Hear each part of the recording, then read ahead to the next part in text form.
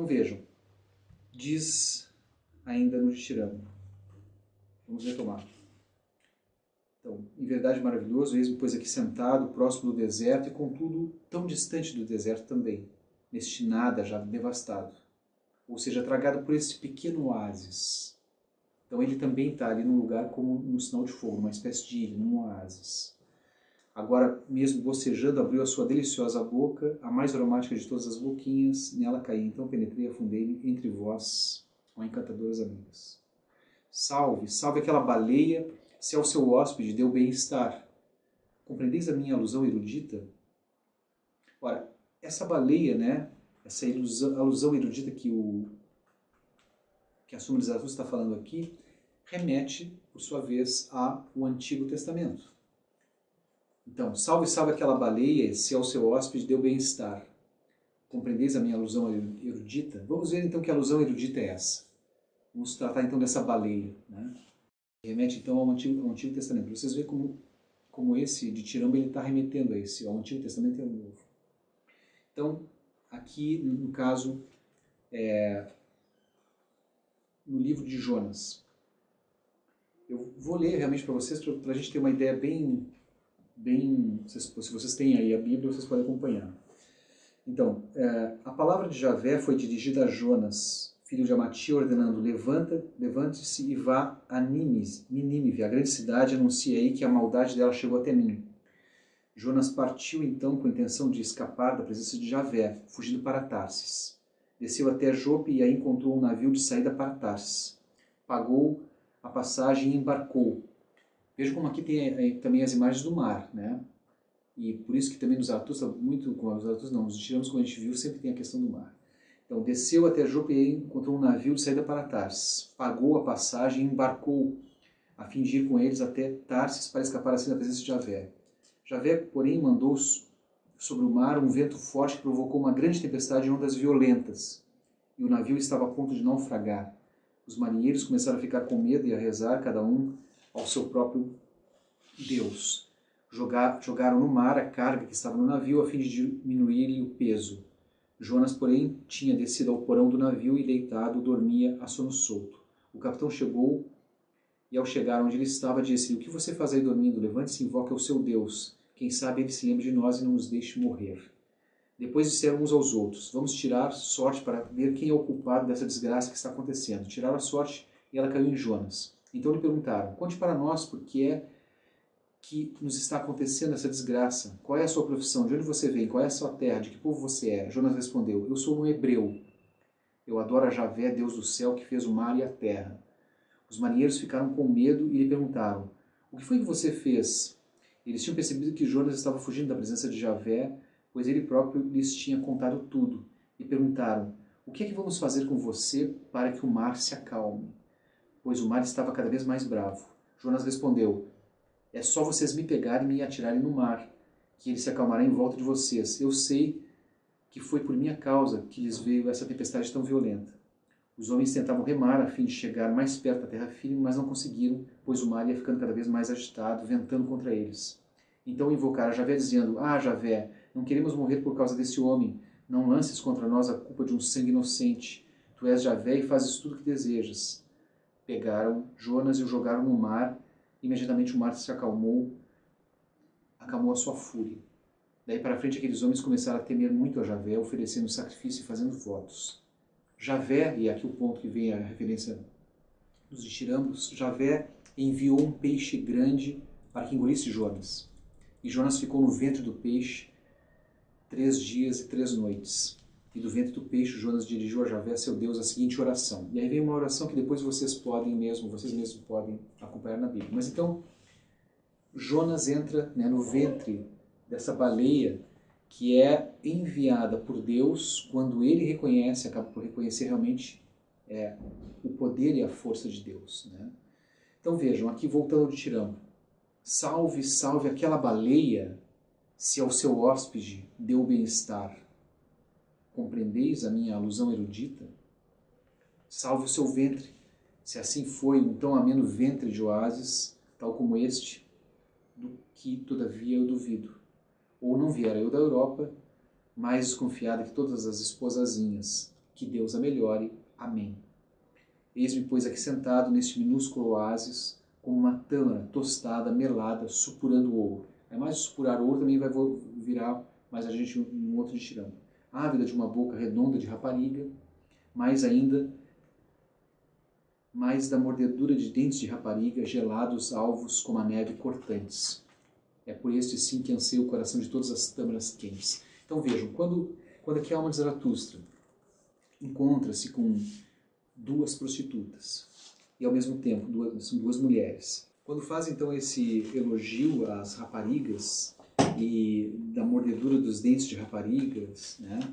Tudo isso aqui é uma referência ao mundo da sensualidade, que é justamente o mundo da sensualidade, desde o início da Bíblia, que é condenado, né?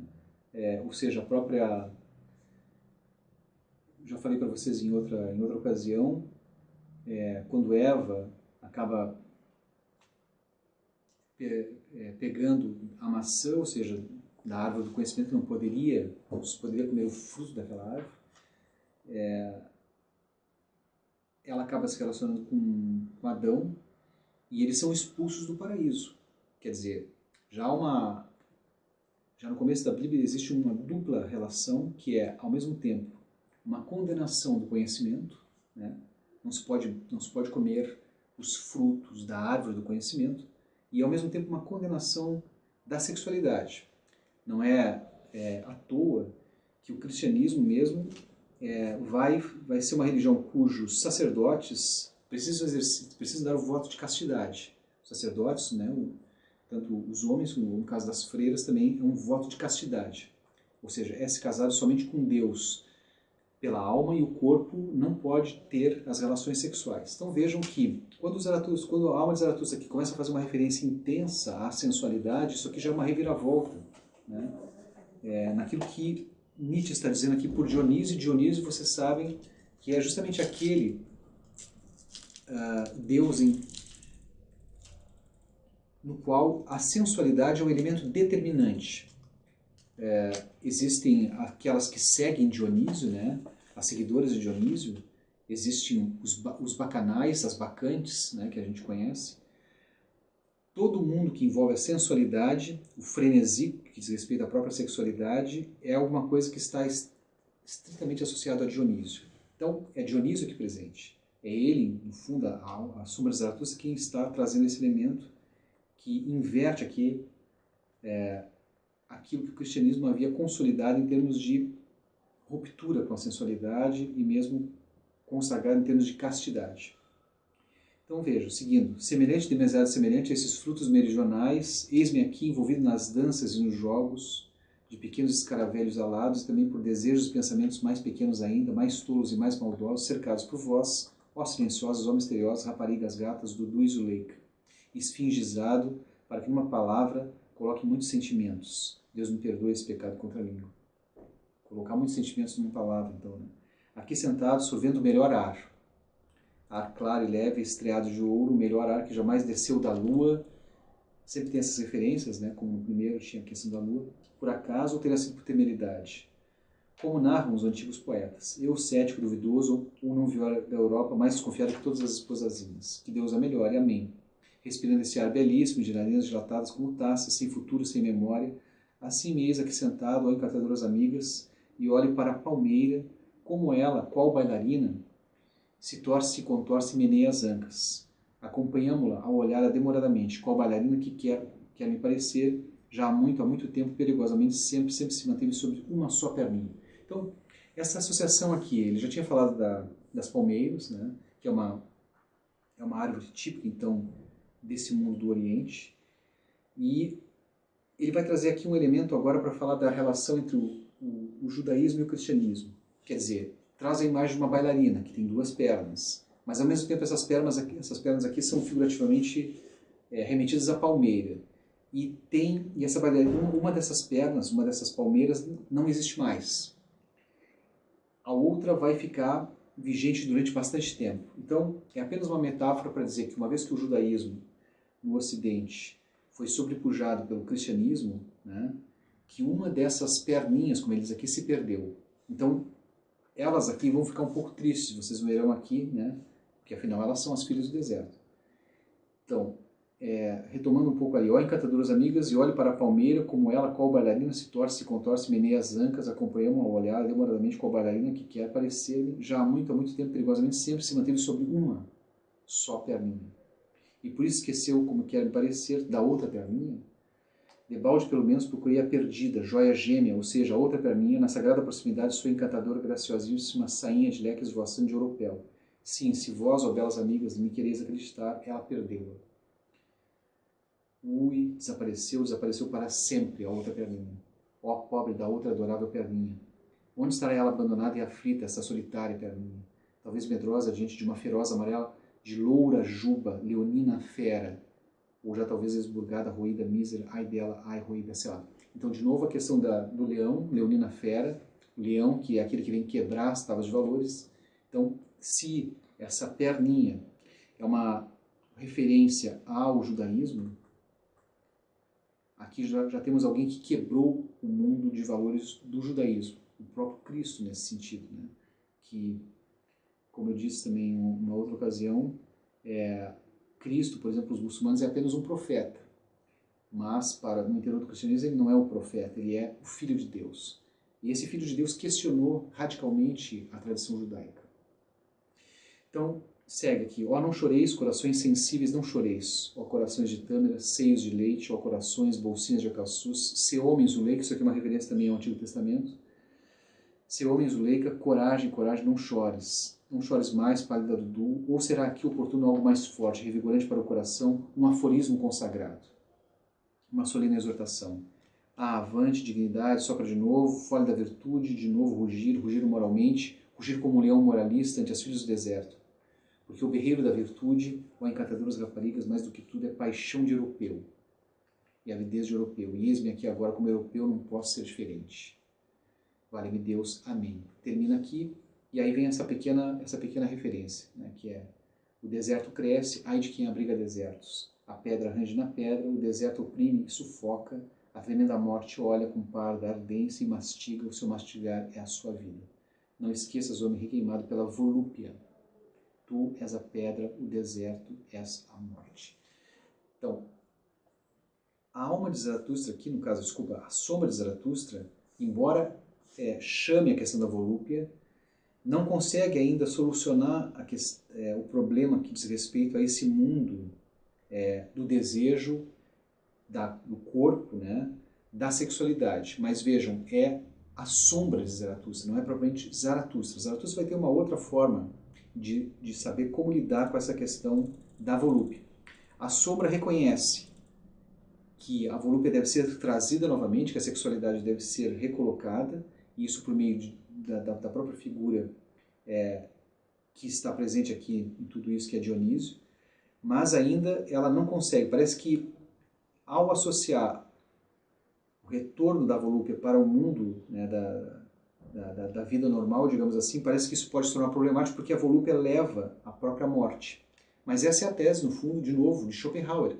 Então a gente tem que pensar, por exemplo, Schopenhauer, quando a sombra de Zaratustra pegou da harpa do velho feiticeiro, então com que harpa que ela está tocando? Com a filosofia schopenhaueriana. E o que diz a filosofia schopenhaueriana? Não vamos ter muito tempo aqui para abordar, mas apenas para finalizar, para vocês terem uma imagem.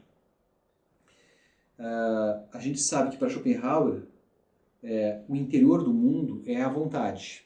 Né? Aquilo que o Kant tinha dito que era o númeno, Schopenhauer vai dizer sim, nós temos acesso à coisa em si, ao númeno, por meio da vontade. A vontade me desvela o fundo do mundo. Agora, essa vontade ela é compartilhada por todas as coisas. Cada ser que existe no mundo tem a sua própria vontade. Ora, se cada ser tem essa própria vontade, as vontades elas vão entrando em choque umas com as outras. Então, o exercício da vontade, e a gente pode cair também na questão do desejo, o exercício da vontade e do desejo, ele gera somente destruição, porque cada pessoa quer aquilo que ela quer. E muitas vezes aquilo que ela quer vai contra a vontade do outro, aquilo que o outro deseja. Então, nesse choque de vontades, de vontade contra vontade, do desejo contra os outros desejos, o que gera disso é uma grande amargura. Não vou explorar com vocês, mas Schopenhauer tem uma série de imagens, né, que ele traz isso em vários momentos da sua obra.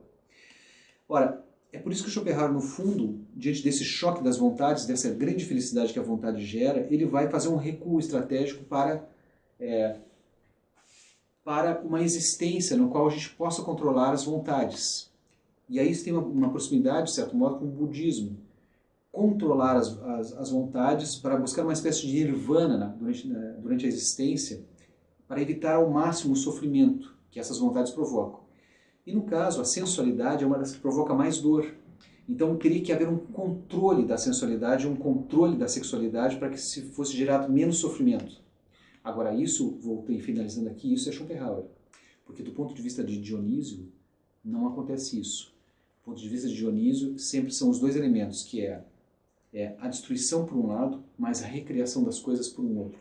Então não existe exatamente esse controle, mas propriamente se deve soltar o elemento da volúpia e do desejo. Isso vai entrar em choque com uma série de coisas, mas dali vai vir um outro movimento que recria e refaz todos os caminhos. Tal como uma imagem que está por aqui, que é naquele primeiro poema, que vem a foice da lua e corta as roseiras caem. Ora, as roseiras caem, isso é um elemento de grande dor, vamos dizer assim, para as próprias roseiras, mas o fato é que o roseiral, ele acaba, tempos depois, colocando novos brotos e a roseira ressurge. Mas ficamos por aqui, apenas com um pouco das imagens que propõe esse poema, Entre as Filhas do Deserto.